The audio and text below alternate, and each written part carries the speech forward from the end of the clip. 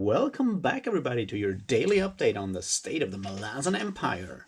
And that's actually what we're going to talk about today because we're continuing with Book 4, The Bonehunters, which is Book 4 of Volume 6, which is also The Bonehunters, but you already know that. And I've continued with chapters 19, 20, and 21, I think, today, and we're going to talk about them today, and then tomorrow will be the grand finale. So I guess Wednesday will be Reaper's Gale Day or something like that. Anyway, yeah, I managed to do that despite printing shipping labels over shipping labels over shipping labels, but you know, man's gotta work, or pretend to. Anyway, so yeah, let's get started. Cheers.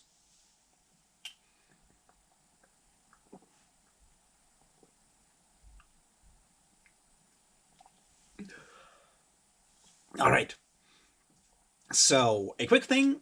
I completely forgot to talk about the, like last time, I completely forgot to talk about the conversation that Apsolar has with Squint. And that's something we need to talk about, I feel, for a lot of reasons. It's definitely one of those heartbreaking moments within the Malazan Book of the Fallen. At least for me, you have these two characters who are both trying to, leave behind their pasts for all the wrong reasons. And they both see that problem in the other, but not in themselves. And the sheer sadness of that is, yeah.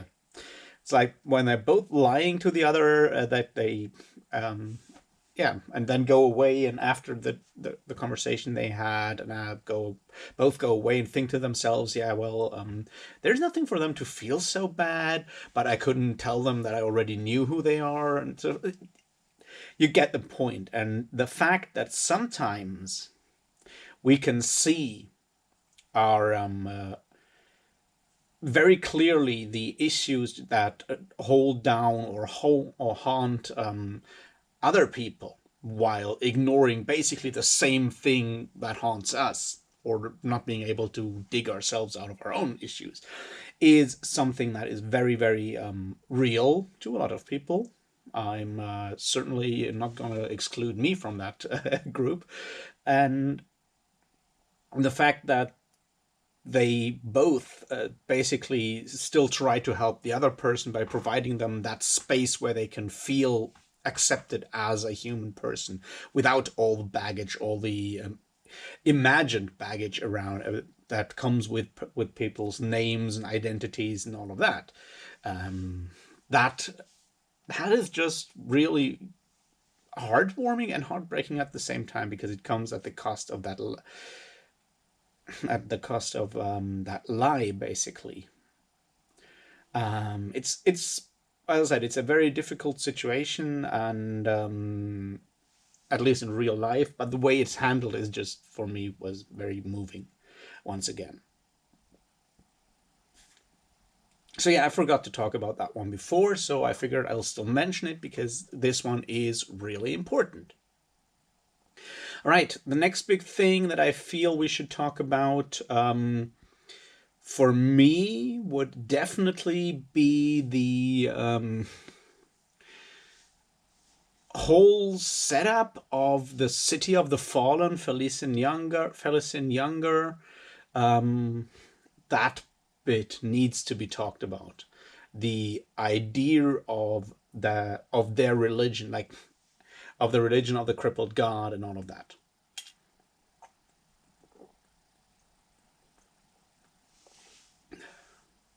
And I find this very interesting because the crippled god's adherents here, his believers, its believers, whatever. Well, yeah, the believers of the crippled god, see how it sidesteps the gender issue. Yeah.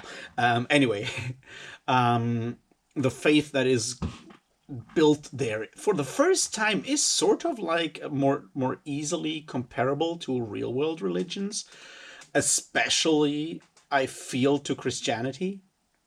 Might also be, to any of the other big Abrahamic religions, because it is based on salvation after death, of a paradise with rather explicit ideas of how paradise would actually work out. I'm not going to go into like bashing of real world religions here, but the general idea of having a salvation after death in the spiritual realm, in the realm of the souls, in paradise, because it's non-corporeal, basically. That is one very important aspect in this faith here, and once again one that is very important in how monotheistic religions with that idea of paradise work in real life. Obviously, with Christianity, they do that rather explicitly. The parallels to Christianity are also there with this idea of having the scarred and wounded and broken people come there. However, and this is, I guess, the twist there is, where in Christianity, at least in when you look at the Gospels, you have this idea that the broken and so forth are not turned away by that guy that we nailed to a tree, because he said it would be better if people were nice to each other for a change, to quote Douglas Adams. But anyway, so the idea is that broken people come to Christ, and he's like, yeah, everyone's human and so forth, and you have that acceptance of broken people within Christianity, at least within the these sources, the Gospels. Now, that changed over time a lot. Of, like, in the Middle Ages, you have that whole switch. What's his name? I keep forgetting his. Moore, I think his name is Moore, Robert Moore. I think Robert Moore. They wrote a rather interesting book on the rise of persecution in the age of persecution in the High Middle Ages, and how for which reasons people that suffer, like, it started with lepers and other, like, outsiders, how these were marginalized and began to persecute and so forth. But when you look at the origins of Christianity and what Jesus Christ, according to those Gospels, does, he lets all these broken people come to him, but he also heals them. And that, I feel, is the difference that you see there in when you compare early Christianity, or the teachings of Christianity in this case, of the New Testament, to what we see and learn here in what we'll see about Felician Younger. The difference being that Felician Younger, Shaikh, reborn, or whatever, she doesn't really offer compassion or anything like that. That's, I guess, the difference there. It's like where Christianity, or like at least somehow there is, you can make the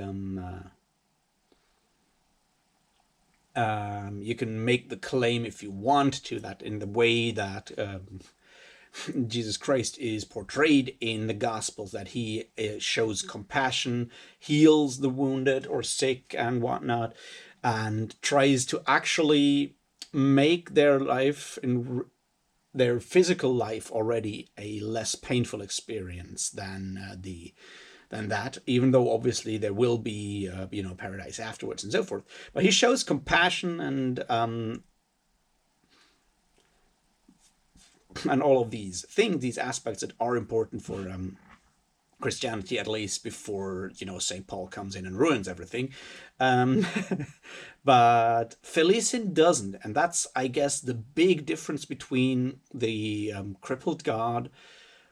Although, the idea of a crippled or chained God versus a crucified God, or whatever, what have you, that there are strong parallels that you could draw out of that, I guess, if you want to, and I probably return to that in a later video again, because it's something that drives me crazy. But my point today is that with the city of the fallen and those wounded and broken and scarred people, believers that follow, that come to that city, they are obviously accepted and not thrown out. There is that positive aspect, what I spoke about before, that crippled God just accepts these people as humans with their weaknesses and their scars and their brokenness and all of that. And that in itself might be a good thing, to be accepted as the person, and despite all the outside aspects of that. But the answer then is a rather more twisted one than you will find it in, like, at least in parts of Christianity for a while. And that is, we have our you can also see it as a rather more honest version of it, or a caricature of what Christian religion does, in the face that Felicien Younger, as Shaikh Reborn, or whatever you want to call her, indulges in just every kind of physical pleasure that is available to her, to excessively, and whereas other people suffer more, because you have this idea of the more you suffer in the real world, the better your like time in paradise will be. And this is a rather like a caricature of that, because when you look at the cliches of the really rich clergy, living the soft life, whereas the believers suffer and are just held to their belief with that promise of salvation after death. You find that in real world religions as well, but here it's even more honest, in a way, more open, because Felicien just is openly like that, and it's integrated more openly into the whole theology, if you want to call it a theology. Also, the radical pacifism that she kind of shows there is a parallel I see to Christianity, when she sends Mathok away. So yeah, that is an interesting thing that I still need to think more on, because I don't know. It's that whole storyline about Felicien Younger in that city, in that fallen city, is something that I have difficulties with grappling with, I guess, is what I'm saying there. It's weird.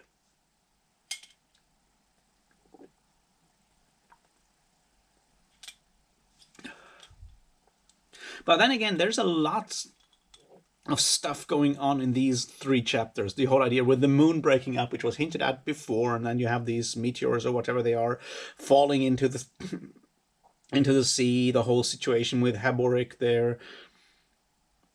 That stuff. I mean, I've read it like for the 3rd time now, and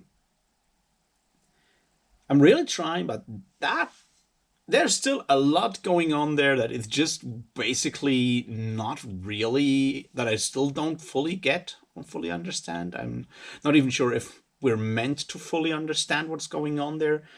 Sometimes I feel that our need to have everything happening within a story, to have everything fully explained, and fully make sense, and see all the reasons, causes, and effects for everything within a story, is actually a problem. It's like sometimes shit just happens in real life as well, and we don't know why.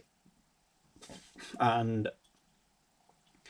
I feel that not knowing can be vexing, but it's something that we should also accept and not see as a flaw, I guess. But I'm still trying to process what, like, lore-wise, is actually going on there. Parts of it sort of make sense, but only parts of it. I'm still confused about that one. As I said, I've read it like 3 times now, and I'm still trying to figure out what exactly was going on there, because apparently I'm dumb. Never mind. What else is interesting to look at? We see more of the whole We see more of how these forces are now combined to like the end of this novel and where the whole series is going to. We see more of those threads being deftly woven together with the shipwrecked Tist Andy that we find in the bar that Withal and Banascar see there, the kids and grandkids of Anomander Rake. We actually get their names for the first time, at least some of them, because we didn't get them before. So yeah, there's that.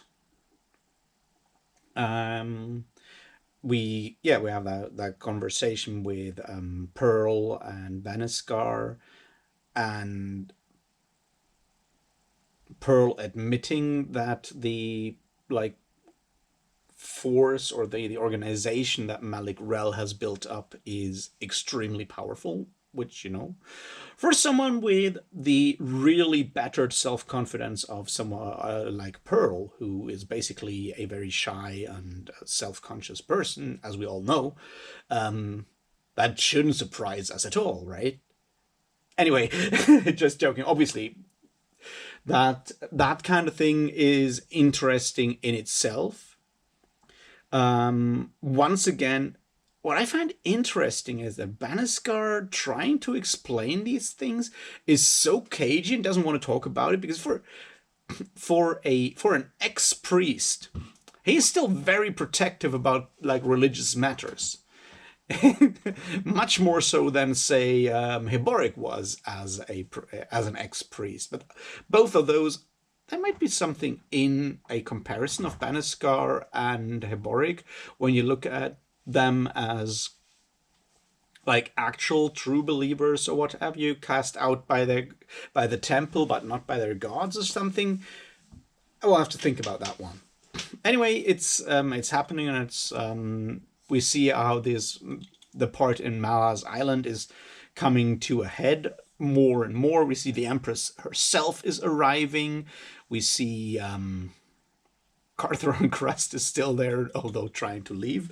But yeah, we see the Empress arriving. We can feel, once again, you have that a lot with the Malazan Book of the Fallen. And sometimes you see all these forces arrayed, and you know where it's going to end, and you know sort of what, like, who is going to be there. And then you sit there and you're like, I can't prevent any of them from being so dumb to actually go all there. And yeah, convergence. Once again, convergence. Speaking of which, a whole new army has joined us, right? The Grey Swords, as compared to the Grey Helms. No, these are the Grey Helms. The other one, I keep always mixing them up. Anyway, we have more wolf people now. A whole lot of them, which, is interesting in itself, because I thought for a while, like before talking about Vanderay returning during Memories of Ice, that there was not actually that big a cult of the wolves, like, because they were not officially the gods of war yet. But this organization there looks very well established, and maybe I've just missed how much time has gone by since Memories of Ice, or they have switched guard, just like their brother, sister, or whatever cult in Kapustan did. I'm not quite sure about that bit, though. I just wondered it.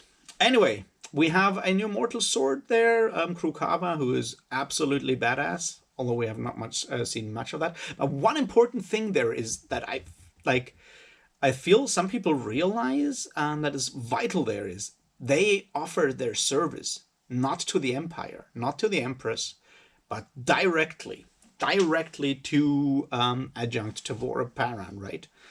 And that in itself should show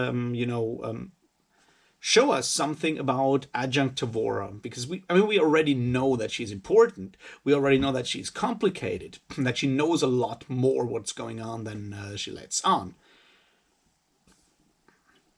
But she now has a private army of like 31,000 fighting men, right? And that's a lot. She can basically take on the Empire and at least parts of the Empire now, if she would want that. Um, so yeah, we have that bit there. We see.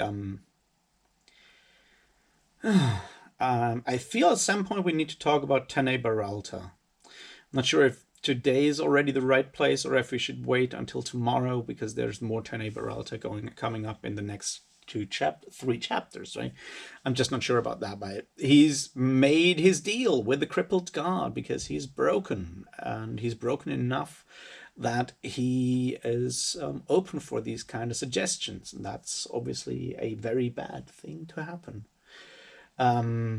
There's that. What else? We have yeah.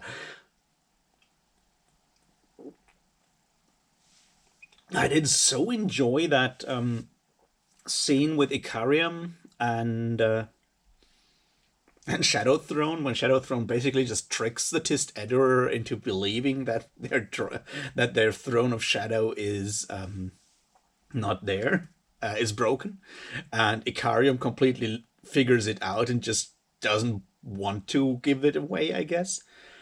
Icarium is. I do actually really like Icarium as a character, I guess. But I did enjoy the Mappo Icarium more than the sad Icarium right now, but I do guess where it is. But anyway, so they're now off to another one of those convergences where we already know what's going to happen because Alrada An, who is still feeling bad for leaving Troll alone, is on his way to the throne, the first throne right now with Icarium, and we know who's guarding that thing because obviously it's Troll Sengar. Although there's another interesting thing that parallels, I feel, what happened with Tool during Memories of Ice and Onrak now. It's the idea that once you are unbound from the ritual of Tellan in a way, because either your entire clan is slaughtered and you're the last one left alive, as in the case of Onos Tulan, or with Onrak now. Like as soon as the ritual of Tellan, which we have spoken about before, being very much about a collective.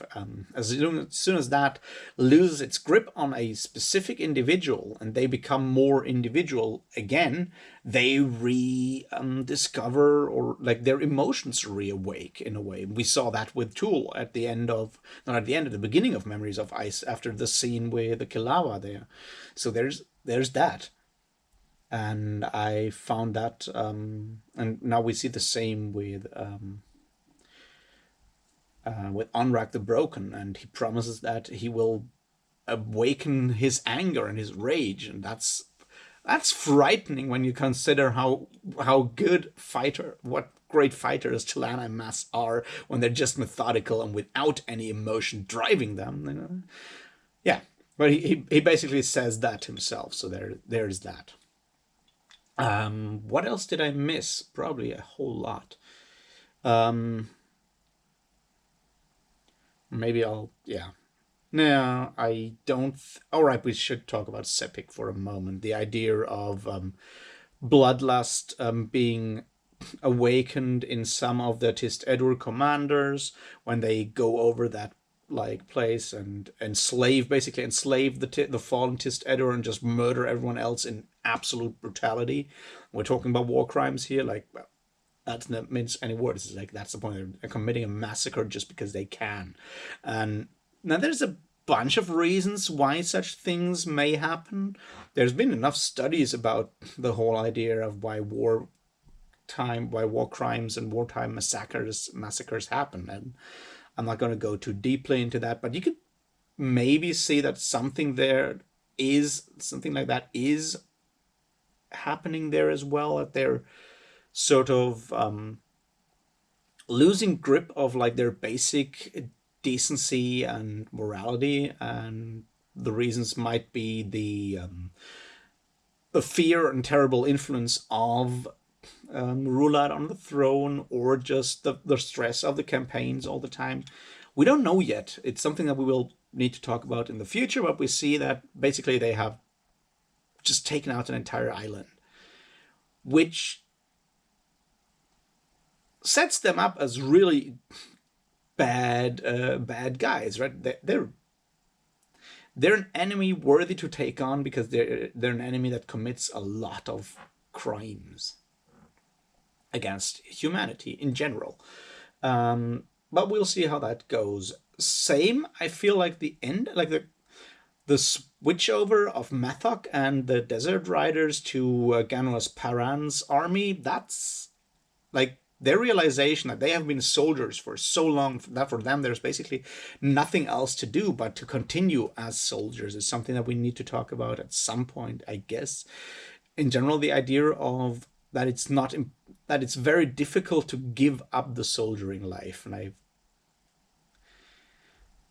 that those people like Mathok's troop just decide that for them there is no way back, and they'd rather fight with the Malazans against someone else than just not fight at all, because fighting's like the only thing that at this point they can still do. So yeah, there's that, and I think we still will figure out what the hell happened with the deal that Hood made with Ganuas Paran in the future, and all of these other things. And I'll try to talk about all the things I forgot today tomorrow, after I got myself a new ID and dropped off 110 packages at the post office, because I love them and they probably hate me when I do that. Anyway, until then, talk to you tomorrow. Cheers.